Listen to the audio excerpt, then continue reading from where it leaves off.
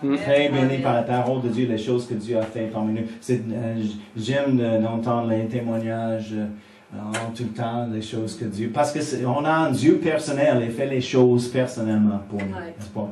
Donc, on va continuer ce matin avec notre série. On a commencé avec nos thèmes pour l'année, plus fort ensemble.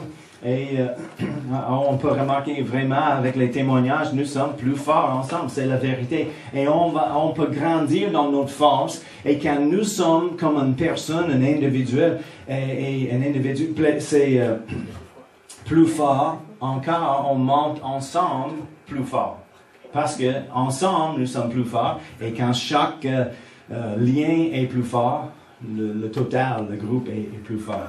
Donc, on a commencé avec les choses concernant le mariage, le divorce et le remariage. C'est quoi? Qu'est-ce que la parole dit vraiment? Parce qu'on a vu certaines choses. C'est notre 4e semaine et je pense que tout Glenn est disponible, n'est-ce pas? Par vidéo sur YouTube.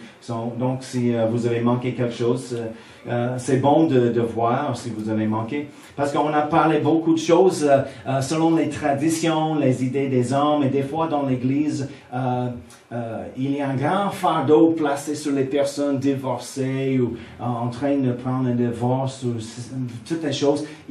Parce qu'une malinterprétation de la parole de Dieu et de certaines choses. On a regardé en Matthieu où Jésus a parlé certaines choses et il a répondu à leurs questions, les questions de pharisiens.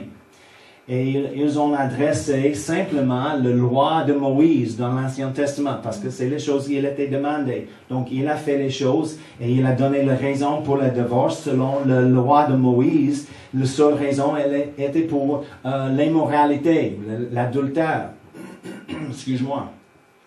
Et il a dit les choses qui, des fois, les églises essayaient de placer sur les chrétiens, ou même pire, des fois, c'est placer les règles sur les non-croyants.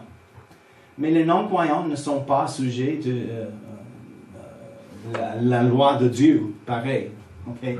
Et les chrétiens, nous ne sommes pas sous l'Ancien Testament, l'Ancienne Alliance. Nous avons une nouvelle alliance en Jésus-Christ. Et c'est pas à dire, comme on a dit, c'est pas comme, oh, l'adultère, c'est correct aujourd'hui. Non, c'est jamais correct. Mais qu'est-ce que la loi pour l'Église aujourd'hui? La loi de... L'amour. Amen. Nous avons une règle que Jésus a donnée. Il a dit, la Bible dit que la loi d'amour, l'amour accomplir toutes les règles, tout le reste de la loi. Okay? Et on a lu aussi que l'amour, il ne fait pas de mal au prochain. Donc, c'est pourquoi c'est l'accomplissement de toute la loi. Parce qu'on dit vraiment, pour les chrétiens, est-ce que les 10 commandements ont règle aujourd'hui? Oui et non. On n'obéit pas la loi et les 10 commandements étaient une partie de la loi de l'Ancien Testament. Mais en même temps, on obéit la loi d'amour. Et si on obéit, on marche en amour, on ne brise pas les 10 commandements. C'est simple. D'accord? Comprenez-vous? Donc, on a commencé en 1 Corinthiens. Tenez avec moi 1 Corinthiens. D'habitude, j'enseigne par les sujets et pas nécessairement les écritures complètes dans un livre ou quelque chose, mais c'est pareil. Concernant ce sujet, le topic, le sujet, le mariage, on trouve beaucoup dans le chapitre de 1 Corinthiens 7. Donc, on a commencé là. Et on a laissé verset 16. Un instant. Oui, parce que la dernière chose, on a parlé au sujet, parce qu'il a donné les certaines choses. Il a dit, c'est quoi, quel verset? Un des versets au début, il a dit pour les croyants, parce que c'était adressé à l'Église, c'est nous l'Église, mais c'était adressé à l'Église de Corinthe. Et il a dit pour les deux croyants ensemble, on ne fait pas un divorce, on ne sépare pas. Pourquoi on dit? Parce qu'on marche en amour. Si les deux chrétiens emploient la loi ou les choses d'amour qu'on a regardé en 1 Corinthiens 13, rappelez, verset 4 à 8, toutes les choses, il y a une grande liste. C'est l'amour divin. Encore, ce n'est pas l'amour naturel, mais l'amour divin. C'est différent. Dans le monde, quand l'amour naturel se baisse, la personne dit, oh, nous ne sommes pas en amour, maintenant on va trouver un autre. Et c'est facile de trouver avec un nouveau, l'excitement, plus les sentiments nouveaux. C'est parce que tout est nouveau. Et la même chose avec elle, encore, même chose. Et les sentiments changent en tout le temps. Mais avec l'amour de Dieu, l'amour divin, on peut brasser ou ramener les sentiments, on peut changer les sentiments. Amen. Amen. Mais le monde ne comprend pas. C'est pourquoi il change les conjointes dans tout le temps, trouver un autre. Nous ne sommes pas en amour maintenant. Hein? Non, on peut changer les sentiments avec l'amour divin. Donc, c'est pourquoi, pour les chrétiens, le divorce n'est pas vraiment une option. Mais on a dit, des fois, après, nous sommes mariés et on trouve le Seigneur après le mariage. Des fois, une personne trouve le Seigneur et est sauvée et l'autre n'est pas sauvé. Ils sont mariés. Qu'est-ce qu'on fait? Paul a dit, si la personne non sauvée, le non-croyant, il est content, satisfait, d'accord de rester avec le croyant, laisse-le comme ça. C'est pas pour le croyant de partir. Oh, tu n'es pas sauvé, je suis sauvé maintenant, bye bye. Non. La Bible dit, nous sommes appelés de vivre en paix. Okay? Mais il a dit, si le non-croyant n'est pas content, il peut sortir. Donc, on a dit, des fois, on peut regarder le comportement des personnes, le non-croyant dans la relation, et c'est évident s'il est content ou satisfait de rester là ou non. Si la personne, l'homme ou la femme, sort avec toutes les autres dans la ville, c'est évident, elle n'est pas contente de rester là. Parce que si elle est contente, elle ne sort pas avec les autres personnes. Elle va rester avec la mari. Comprenez-vous? Ou ici, le monsieur est abusif en tout temps, physiquement ou même mentalement, avec les paroles qui battent en tout le temps. Évidemment, il n'est pas content et d'accord de rester avec elle. Ou le renverse. Donc, Paul a dit, laisse le non-croyant partir s'il veut. Mais des fois, la dernière fois on a parlé, c'était au sujet les deux croyants et un croyant est parti. Des fois, on a dit, les croyants commencent à agir comme les non-croyants. Pour elle peut-être, elle ne croit pas, elle arrête de venir à l'église, et elle arrête de croire, de lire la Bible, de prier des choses. Oh non, je ne crois pas ça, je n'aime pas ça. Et elle est rétrogradée. Oui. Et commence de vivre dans un autre style de vie. Qu'est-ce qu'on fait? Mais c'est pourquoi on n'a pas les règles dures et strictes qui ne changent pas. Chaque cas est différent. On applique la loi d'amour. Qu'est-ce que l'amour fait dans cette situation? Ça dépend. Des fois, quand c'est une famille et les enfants sont impliqués et il y a une personne qui fait toutes sortes de choses, il commence à faire les drogues ou sort avec les autres, garde la pornographie dans la maison, fait des choses, on a besoin d'un changement. Qu'est-ce que l'amour fait? L'amour va penser des enfants. Qu'est-ce qu'on fait avec les enfants? Quelle sorte d'influence est dans la maison maintenant comme ça?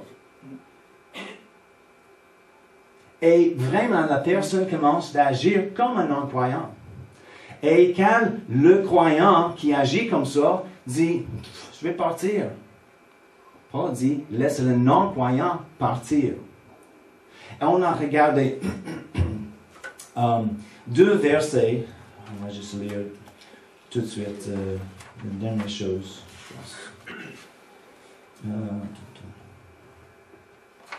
Un instant. Je vais trouver. Oh oui, ok. 1 Timothée 5, verset 8. 1 Timothée 5, verset 8, il a dit, un croyant qui ne prend soin pas de sa famille, qui ne donne pas la provision pour sa famille, est pire qu'un infidèle. Comment être un croyant pire qu'un infidèle? Parce qu'un infidèle ou non-croyant, il ne sait pas la différence, il ne sait pas les choses. Il vit comme sa nature, vraiment. Mais un croyant, il connaît la vérité, il connaît mieux. Mais il a choisi de marcher, pas dans la lumière, mais dans l'obscurité. Donc, c'est la même chose dans le mariage parce que des fois, un ou l'autre, j'ai entendu récemment parmi nos amis dans les États, on connaît deux familles différentes où la femme, et c'est les jeunes, la femme, soudainement, elle a décidé, c'est terminé ce mariage. Un avec les enfants, l'autre pas des enfants. Mais les deux, c'est fini, c'est terminé, bye. Et c'est elle qui est sortie. Commençait à faire les autres choses. Elle ne marche pas dans la lumière maintenant. Elle a choisi une autre vie. Pas dans l'église, pas arrêter le ministère, des choses comme ça. Juste, non, c'est fini, c'est terminé. Elle a abandonné la famille, vraiment. Il y a un petit enfant. Pas petite, mais jeune. Elle a dit, OK, papa, c'est à toi. On va visiter dans un temps. Mais elle a abandonné sa responsabilité, vraiment. La Bible dit, le croyant qui abandonne leur responsabilité vers la famille est pire qu'un infidèle. Pourquoi? Parce qu'il connaît la vérité et il ne choisit pas de marcher comme ça. Donc, en ce moment-là, le croyant, il est toujours sauvé jusqu'à le point où il rejette complètement les choses, mais il ne marche pas dans la lumière. Il est véritablement comme un non-croyant. Et Paul a dit, laisse le non-croyant partir. Comprenez-vous? Oui. Et encore, chaque cas est différent. Comme je dis, si les enfants ne sont pas impliqués, peut-être la femme ou le mari peut dire, je peux garder la relation, je vais continuer de prier, je vais faire les choses et je peux supporter des choses pour un temps. On verra. Des fois, ce n'est pas le cas. Les personnes disent, non. Je ne vais pas porter les choses. J'ai entendu l'histoire d'un monsieur, et on va parler au sujet de la soumission aujourd'hui, un petit peu. Et il était très, très combatif avec son épouse. Toujours, si elle a trompé, elle a fait quelque chose mauvaise, ou selon lui, son opinion, et elle a préparé le mauvais souper, ou elle était en retard, ou elle dit quelque chose, demandait trop, il avait l'enfer avec lui. Elle a payé pour ça. Et elle avait la peur de parler vraiment dans sa propre maison. Parce que c'est toujours une frappe. Pas nécessairement physique, mais en tout le temps. Elle était vraiment abattue. Et les amis ont visité et ils ont remarqué ça. Non, mais elle parle d'une certaine façon, elle ne parle pas. Et le monsieur, il a parlé, le visiteur, il a parlé avec la madame, les deux. Et il a dit, tu as besoin de ça, pourquoi il ne fait pas ça pour toi? Elle était malade un petit peu, elle a fait beaucoup de travail. Elle a dit, il y a une façon de faire ça. Oh, non. J'ai demandé, elle dit, non, c'est moi qui ai besoin de faire ça. Elle a dit, mais tu es presque malade, tu avais la chirurgie, les choses, tu n'es pas capable en ce moment-là de faire ça. On a besoin de faire une autre chose. Il a dit, je vais parler avec lui. Elle a dit, oh non. Et il a remarqué, elle avait la peur de lui. Vraiment. Il dit, oh non, ne parle pas. Et il a parlé. Les deux étaient les ministres. Il a dit, hey, c'est pas juste que tu fais les choses avec ta femme. Elle a besoin. Pourquoi? Tu as l'argent pour payer pour une autre personne de venir pour un peu de temps pour faire ça. C'est pas juste. Oh, c'est correct. Oh. Non. C'est pas. Est-ce que c'est l'amour? Non. Non, pas du tout. Éventuellement, quand leurs enfants sont grandis, les enfants disent, c'est assez pour nous. Nous sommes majeurs maintenant, bye bye. Ils ont abandonné leur papa, la maman et l'église. Et après quelques années, ils n'étaient jamais dans l'église encore. Et après les enfants sont partis, maman a dit, c'est assez pour moi aussi, bye bye. Même chose pour elle. Elle n'était pas dans le ministère, pas dans l'église, pas encore. À cause de lui. Il a perdu son ministère, il a perdu sa famille. Il ne mange pas en amour. La parole de Dieu n'est pas un buffet où on peut choisir nos choses préférées. Oh, on aime ça, beaucoup de choses. Des fois, on visite un buffet chinois avec les jambes de crabe. Et je vois les personnes avec une assiette, rien d'autre chose, juste les crabes. Je dis, hey, je veux les crabes, mais tu as tous les crabes. Il y a des chrétiens comme ça avec la parole de Dieu. Oh, j'aime ça et ça. Bon. Non, j'aime pas ça. Il y a une assiette, juste des crabes. Mais on a besoin de l'amour aussi, la sauce d'amour, surtout. Mais il y a certains qui pensent, oh non, pas de chose. Non, c'est pas juste. Donc, on regarde toujours qu'est-ce que l'amour fait. Amen. Donc, on va continuer. On a laissé avec verset 17. Verset 17 à 25, 24. Il a 1 Corinthiens 7, verset 17 à 25. Simplement, il a dit continuez dans l'état que tu étais appelé. Il a parlé de notre appel à Christ, quand nous étions sauvés. Il a donné l'exemple, si quelqu'un était un esclave, quand il était sauvé, il reste un esclave. Sauf qu'il peut trouver une façon pour la liberté, bon, sort de l'esclavage et devient libre. Mais parce que les esclaves sont les libérés en Jésus-Christ, et les personnes libérées, pas esclaves, sont les esclaves de Christ. Il a dit. Donc, chaque façon, chaque état, on trouve nous-mêmes, quand nous sommes sauvés, il a dit, restez là. Et il a continué à verset 25 à 38 pour le sujet de mariage. Il a dit, c'est la même chose pour le mariage. Quand vous êtes marié et tu arrives en Christ, ou vous n'êtes pas marié et tu arrives en Christ, vous êtes appelé ou sauvé, reste dans la même chose. Il y a certains, à cause de la tradition des églises, quelqu'un qui était marié quelquefois, 2, 3, 4 fois, et il s'est marié, il devient sauvé dans l'église. Oh, il dit, oh, c'est pas ton épouse vraiment. Le premier, la Bible dit, tu as besoin de rester avec le premier. Tu as besoin de chasser ça et retourner au premier. Non, Paul a dit, restez dans le même état que tu étais appelé. Comprenez-vous? Oui. Souvent, même si ce n'est pas possible de retourner au premier. Parce que souvent, le premier est avec un autre. Qu'est-ce que tu fais?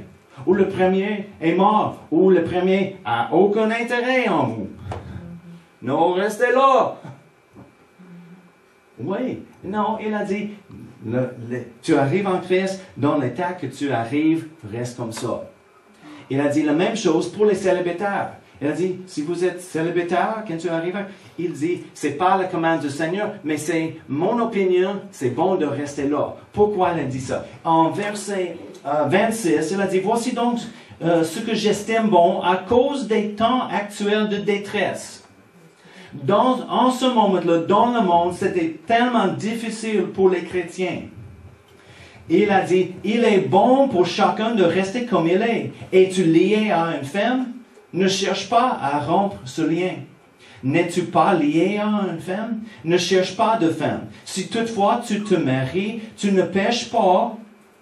Et si la jeune fille se marie, elle ne pêche pas. Cependant, les personnes mariées connaîtront des souffrances dans la vie et je voudrais vous les épargner.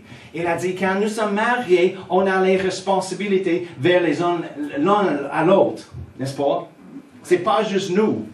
Mais si il a dit, vraiment, c'est plus facile, c'est juste nous, on peut faire mieux dans le monde, dans les détresses, parce que c'est pas nécessaire de penser des autres, donner les responsabilités. On peut prendre soin de nous.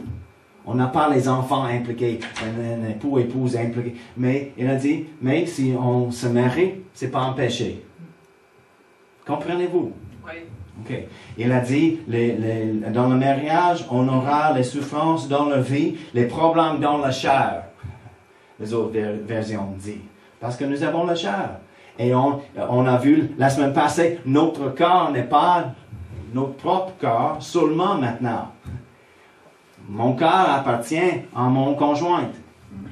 Et le renverse, pas juste à moi. Elle n'a pas le contrôle total, mais nous sommes d'accord avec ça. OK? Amen. Amen. Versets 39 et 40, on va compléter le chapitre ici. 1 Corinthiens 7, verset 39 et 40. Une femme est liée aussi longtemps que son mari est vivant. Mais si le mari meurt, elle est libre de se marier à qui elle veut, seulement que ce soit dans le Seigneur. Elle est plus heureuse, néanmoins, si elle demeure comme elle est, suivant mon avis. Et moi aussi, je crois avoir l'Esprit de Dieu. Encore, il a dit souvent dans le chapitre, c'est bon de rester, si vous êtes liés, déliés d'époux, épouse, restez comme ça. Je pense que c'est la bonne chose. Pourquoi? À cause de la détresse dans le monde. C'est pourquoi il a dit ça. OK? Tournez maintenant avec moi à Éphésiens 5. On va regarder la vision de Dieu pour le mariage. Éphésiens 5, on va commencer verset 22, 23. Oh, c'est le verset très populaire avec les hommes des fois. Femmes, soyez soumises aux vos maris. Et il arrête là. Amen. C'est ma verset préférée. Non, on continue. Okay. Éphésiens 5, 22. Femmes, soyez soumises à vos maris comme au Seigneur. Car le mari est le chef de la femme, comme Christ est le chef de l'Église. Oh, je n'aime pas ça, le mari est le chef de la femme. On va continuer. Car le mari est le chef de la femme, comme Christ est le chef de l'Église, qui est son corps, et dont il est le sauveur. Or, de même que l'Église est soumise à Christ, les femmes aussi doivent l'être à leur mari en toutes choses. Oh, wow! Amen! C'est pourquoi la Bible n'est pas courante pour aujourd'hui. On a besoin de changer avec les cultures et les choses. Non, la Bible est la vérité pour toujours. Amen. Souvent, on avait un malentendu et on était mal enseigné de la parole. On ne comprend pas la soumission et l'autorité. Encore, et on va regarder plus, mais encore, la soumission ne dit pas quelqu'un est mieux que l'autre. Ouais. C'est une question de fonctionnement. Quelqu'un a besoin d'être le tête, d'avoir la réponse finale. C'est un partenariat. OK? La femme, c'est pas un tapis de bienvenue à la maison. Faites les choses que j'ai dit. Non, pas du tout. La personne qui pense ça est ignorante de la parole de Dieu. Mais il y a la femme qui dit, j'aime pas ça. Je suis en charge ici. Pourquoi c'est comme ça? Juste comme dans une armée, tout le monde est bon, mais quelqu'un a besoin d'être le général. Ouais. Mais si le général a la sagesse, il va parler avec les autres, prendre un conseil des choses. Mais quelqu'un qui est responsable devant Dieu pour la chose finale, c'est l'homme. C'est pas à dire que la femme n'a rien à dire, ou pas des idées, ou elle est plus faible, ou plus, ou moins, comprenez-vous? Non, c'est un partenariat, on travaille ensemble.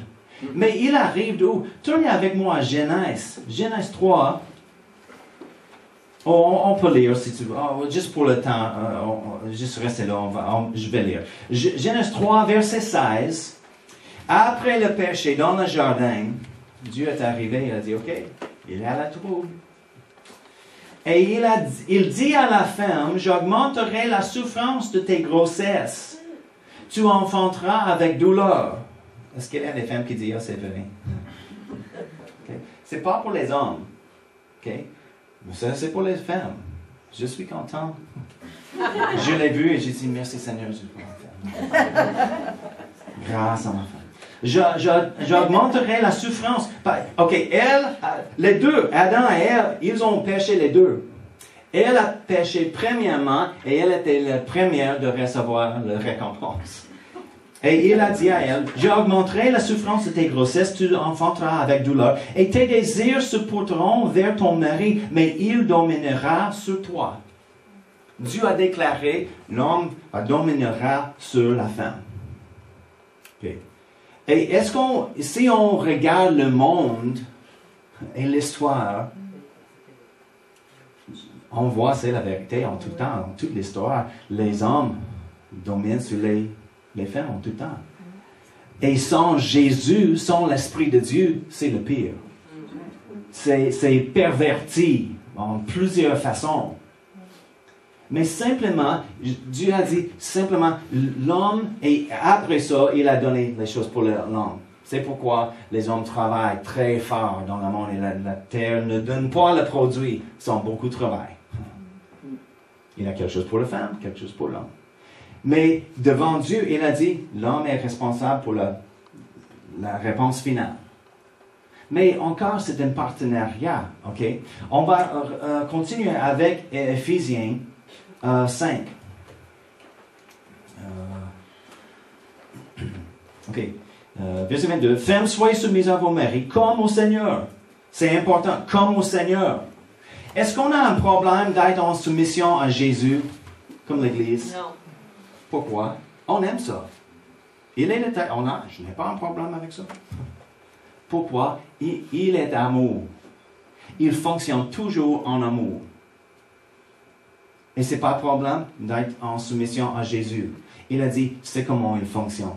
Parce que vraiment, on continue. Verset 24. Or, de même que l'Église est soumise à Christ, les femmes aussi doivent l'être à leur mari en toutes choses. Marie, aimez vos femmes comme Christ a aimé l'Église. C'est souvent le problème. Les maris n'aiment pas les femmes comme Christ aime l'Église. Il a donné sa vie pour l'Église. Il a protégé, il a fait tout pour l'Église. Souvent, les hommes sont égoïstes. Je fais les choses pour moi. S'il y a quelque chose qui reste, tu peux faire quelque chose. Je sais parce que je suis homme. Oh, tu vas penser que j'étais parfait. Amen. Merci. OK.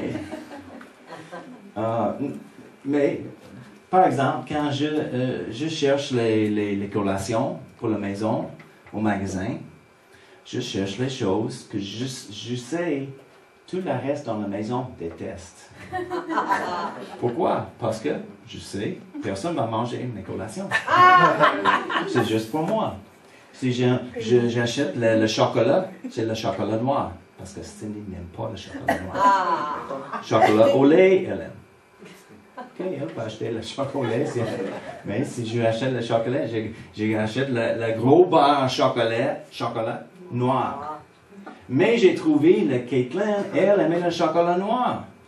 C'était juste là et j'aimais le grand bar parce que je prends juste une petite carré chaque jour, peut-être 2. Et soudainement, moitié était disparu. Donc j'ai commencé de cacher le bar chocolat noir.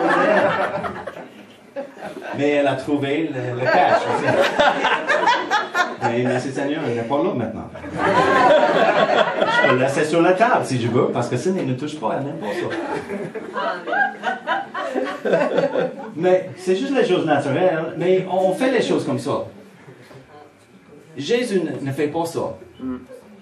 S'il connaît sa femme, elle aime le chocolat au lait. Il a besoin d'acheter le chocolat. Il va acheter le chocolat au lait parce que mon épouse aime ça.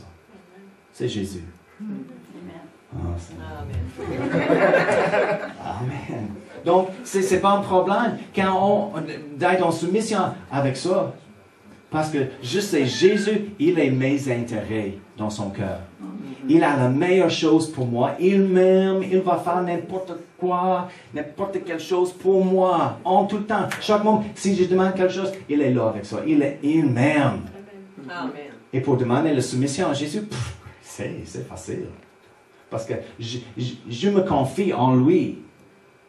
Et quand les mariages sont comme ça, le mari est comme Jésus, il agit comme Jésus, c'est pas un problème d'être en soumission à lui. Parce qu'il ne demande pas les choses difficiles. Il ne fait pas les fardeaux et les règles très fortes sur moi. Parce qu'il m'aime, il prend soin de moi. Amen. Les choses... Vraiment, c'est la faute des hommes, je pense. Parce qu'ils ne marchent pas en amour. Il y a un grand mouvement des femmes qui disent nous ne sommes pas en soumission à personne, en particulier les hommes. Pourquoi? Parce que les hommes ont pris l'avantage de leur position naturellement. Et les femmes étaient abusées. Et elles manquent des choses, et plusieurs choses terribles. Et ce n'était pas le plan de Dieu. On va continuer. Verset 25. Marie, aimez vos femmes comme Christ aimait l'Église et s'est livré lui-même pour elle, afin de la sanctifier après l'avoir purifiée par l'eau et la parole, afin de faire pareil devant lui cette Église glorieuse, sans tache ni ride, ni rien de semblable, mais sainte et irrépréhensible. Il fait une expansion sur les choses que Christ a fait, comme un exemple. C'est ainsi que les maris doivent aimer leurs femmes comme leur propre corps. On prend soin de nous, de nous-mêmes. Ou certains hommes ne font pas ça. Mais on prend la douche, on fait les cheveux, on fait les choses. Si nous avons faim, on prend quelque chose. Il a dit, on aime nos femmes comme notre propre corps. Pourquoi? Parce que nous sommes un. Et rappelle, dans le jardin, quand Ève était créée, Adam était juste un avant, et les parties des femmes et les hommes étaient ensemble en lui. Elle a dit, ok, c'est bon, mais c'est pas bon pour lui d'être seul. Et il a séparé Ève de lui. Elle est venue de son corps. Et il a dit, on a besoin, les hommes, d'aimer les femmes comme nos propres corps. Amen. Quel verset? Et moi. 28. 28. C'est ainsi que les maris doivent aimer leur femme comme leur propre corps. Celui qui aime sa femme s'aime lui-même. Car jamais personne n'a aimé sa propre chair. Mais il la nourrit et en prend soin comme Christ le fait pour l'Église, parce que nous sommes membres de son corps, étant de sa chair et de ses os. C'est pourquoi l'homme quittera son père et sa mère et s'attachera à sa femme, et les deux deviendront une seule chair. Ce mystère est grand, je dis cela par rapport à Christ et à l'Église. De reste, que chacun de vous aime sa femme comme lui-même et que la femme respecte son mari. L'amour et le respect. Il a dit, les hommes ont besoin d'aimer les femmes et les femmes ont besoin de respecter leur mari. Et le renverse est vrai aussi. L'homme a besoin d'aimer avec le respect leur femme. Et la femme, certainement, a besoin de respecter et aimer leur mari. C'est vrai. Et quand les deux coopèrent ensemble dans le plan de Dieu, en amour, l'amour devient quoi? Donne. En tout temps, on cherche une façon de donner. Le mariage, la maison, plein d'amour. C'est un royaume d'amour, vraiment. Il y a un autre verset. Un instant, je vais donner le verset.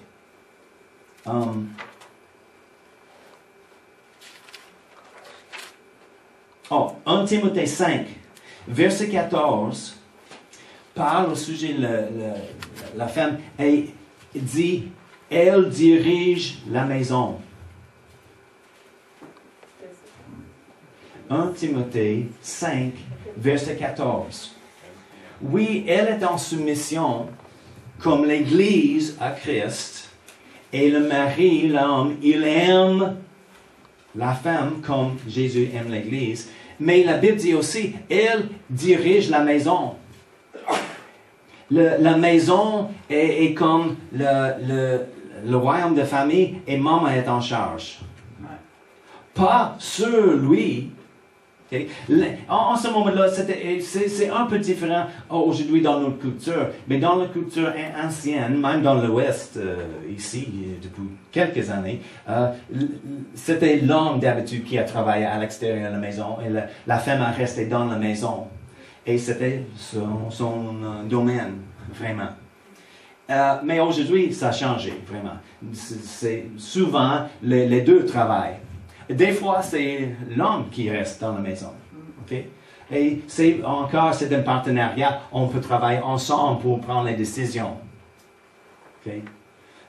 Mais il a dit, c'est correct parce qu'il y a des hommes avant qui ont dit, oh, tu as besoin d'obéir. En soumission à moi, je suis en charge. Mais la Bible aussi dit, c'est elle qui dirige la maison.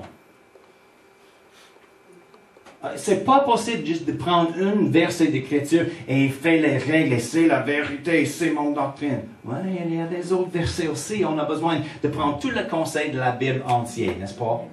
Et si on marche en amour, on n'a pas le temps aujourd'hui encore, mais j'ai pensé qu'on va visiter 1 Corinthiens. Je vais lire juste la liste.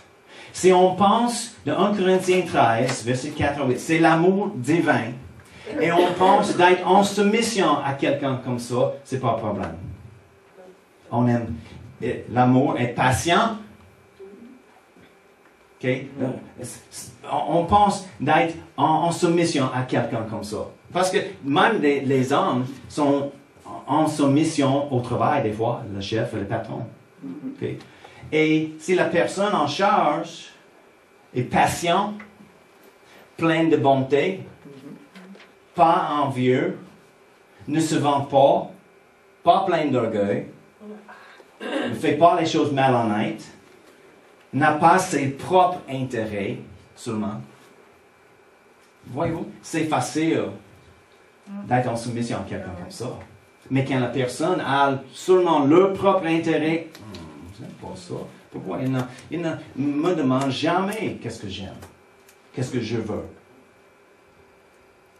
C'est plus difficile. Irritable n'est jamais irritable. Il ne soupçonne pas de mal, il ne se réjouit pas de l'injustice, il se réjouit de la vérité. Il pardonne en tout le temps, il croit en tout le temps, il espère en tout le temps, il se porte tout le temps, il dure à jamais. Une personne qui remplit la liste, qui est qualifiée comme ça, il marche en amour divin comme ça, oh, c'est un plaisir d'être en soumission à quelqu'un comme ça. J'ai aucun problème. Mais quand la personne devient pas plein de bonté, mais plein de mal, c'est plus difficile. Ses propres intérêts, seulement, c'est difficile. Il ne pardonne pas, il ne croit pas, il n'a pas l'espérance, c'est plus difficile. Avec chacun, l'opposite, au contraire, la liste d'amour, il devient plus en plus difficile d'être en soumission. Et nous sommes appelés de vivre en paix, Paul a dit. Amen. Et quand le mari fait leur fonction en Dieu, selon la parole de Dieu, c'est facile pour les femmes d'être en soumission. Il y a l'histoire, vous connaissez vraiment Smith Wigglesworth, je pense, grand homme de foi avec un grand ministère, plusieurs miracles, et même les personnes qui étaient ressuscitées des morts. Mais un jour, avant il a commencé dans le ministère, il était un plombier. Et son épouse était à l'église, souvent une bonne chrétienne, et il a arrêté d'assister à l'église. Il a dit non. Il a rétrogradé vraiment. Et il a dit un jour à elle, il a dit, tu es toujours là à l'église. Je pense que tu as besoin juste de déménager ton lit à l'église parce que tu es toujours là. Et elle a dit, non, c'est pas vrai, je ne suis pas toujours là. Oui, je fréquente l'église, je suis impliqué, mais tu n'es pas négligé. Les enfants ne sont pas négligés non plus dans la maison. Et c'est temps pour l'église, je vais monter à l'église. Et il a dit, si tu arrives à l'église ce soir, je vais barrer la porte, tu ne rentres pas. Elle a dit, OK. Elle est partie pour l'église, évidemment, elle n'a pas une clé pour la maison. Et elle est revenue, la porte était barrée. Elle a resté en arrière sur les escaliers contre la porte toute la nuit. Et dans le matin, il a ouvert la porte et elle a dormi. Et il a dit, il semble que c'était un peu frais dans la nuit parce qu'elle était se coller contre la porte. Elle a tombé dans elle sourit et riait. Elle a monté dans la cuisine et elle a dit, qu'est-ce que tu veux pour le déjeuner? Wow. Amen. Et avec ça, la conviction du Saint-Esprit a tombé sur lui. Oh. Il a dit, oh, j'ai fait les mauvaises choses, c'était pas correct. Et c'est vraiment quelque chose. Est-ce que c'est juste? Non. Il n'a pas le droit de faire ça. Mais dans son amour, et sa patience et les choses de Dieu en elle, elle dit, c'est correct. Je peux permettre. Non. Est-ce qu'elle vivra avec ça chaque jour? Non. J'imagine, non. Mais une nuit, une fois, quelque chose, c'est pourquoi chaque cas est différent. Quelques-uns n'est pas capable de supporter ça. Pas du tout. Une fois, c'est fini. Qu'est-ce que l'amour dit? Dans son cœur, l'amour dit, qu'est-ce que tu veux pour déjeuner? Et après quelques années, il a dit, au même, il a dit, la Bible dit, le mari est la tête de la maison et tu as besoin d'obéir ton mari. Et je dis, ne fréquente pas jamais encore l'église, c'est fini. Et elle a dit, non, tu es la tête de la maison, la Bible dit oui, et dans la maison c'est correct. Mais Jésus est mon Seigneur et pas toi. Il a dit, fréquente l'église, je vais assister à l'église. Bye bye. Et ensuite, il a dit, si tu veux arriver. Elle a préparé le déjeuner. Il est devenu un grand homme de foi. Le Saint-Esprit parlait avec lui. Il était sous la conviction du Seigneur. Et éventuellement, il est devenu les choses. Et il a attribué son ministère et la puissance de son ministère à son épouse. Et son amour dans la maison. Il a changé. Il n'agit pas correctement. Mais il a changé à cause de son amour. C'est pas toujours la façon, comme Paul a dit, appeler la personne, le croyant qui reste avec le non-croyant. Il dit, on ne sait pas, peut-être il sera sauvé. C'est pas une garantie. Il ne dit pas, reste là parce qu'il veut. Non, il a dit, on ne sait pas, peut-être, tu ne sais pas, peut-être il sera sauvé. C'est pourquoi on demande en tout temps, qu'est-ce que l'amour dit? Qu'est-ce que l'amour fait dans cette situation? Dans mon situation, ma situation, qu'est-ce que l'amour fait? Conduis-moi, Seigneur. Amen. Et on ne manquera jamais le chemin de Dieu si on marche simplement en amour. Amen. Les femmes en soumission ne sont pas abusées, abattues. Non, ils sont forts dans le Seigneur. Aime le Seigneur, prend soin des choses, comme il dit, le mari aime ça, et tout le monde fonctionne dans un partenariat. Ce n'est pas une réflexion de leur valeur, c'est simplement une position de fonctionnement dans la famille devant le Seigneur. Amen. Donc on va arrêter là. La prochaine fois, on va continuer avec le mariage et les célibataires pour choisir un bon conjointe. Et les choses. Amen. Amen. Merci Père, on te remercie pour ta parole, pour la vérité. Merci pour le Saint-Esprit qui nous enseigne, qui ouvre nos yeux selon la vérité. Parle dans chaque cœur, Seigneur. Les choses où on a manqué, où on a besoin de réparer ou de régler dans nos vies. Merci pour le Saint-Esprit et comment il nous parle avec gentillesse et amour pour nous aider. Oh, merci pour les mariages forts ici, Seigneur. Oh, qui grandit plus fort, devient plus fort dans nos mariages et dans toutes nos relations dans l'Église, Seigneur. Parce qu'ensemble, nous sommes plus forts pour ta gloire, Seigneur. Et on va gagner plus pour ta gloire, Seigneur. On te donne toute la gloire et l'honneur. Sois glorifié dans nos maisons. Sois célibataire en tête de la maison, ou un mariage, la famille, les parents célibataires. Malgré les situations, Seigneur, sois glorifié dans nos maisons et dans nos vies. Et ensuite dans notre Église, dans le nom de Jésus. Amen.